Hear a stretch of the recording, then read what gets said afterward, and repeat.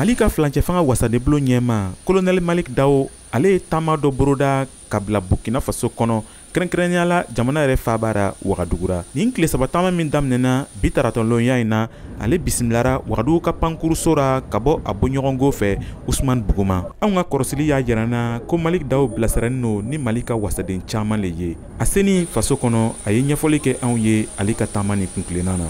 Balimakɛ ni o ye Dr Usman Buguma ale de ye sɛbɛn bila président Traoré ka yamaruya k'an wele ko ka na ko ka kɛ promotion tan filanan sapeur pompier officier ka bɔli o bonya ta k'o dan kan ko ka na o parrainage la o bonya a bonyana ma donc a bonyana Maliden bɛɛ ma a bonyana AES jama bɛɛ ma parce que o bonya ne ta kɔfɛ Mali bonyana Burkina bonyana Niger bonyana. Nin taama in kɔnɔ Malik Dawo ni a bɔɲɔgɔngo Usman Buguma bɛna se ka baara kɛ ka taa Mali ale ni Burkina Faso ka tigɛ di ɲɔgɔn ma wasa sira kan. An bɛ baara min na an yɛrɛ ka baara tɛ Burkina dɔw bɛ ka baara don Nigériens ka baara don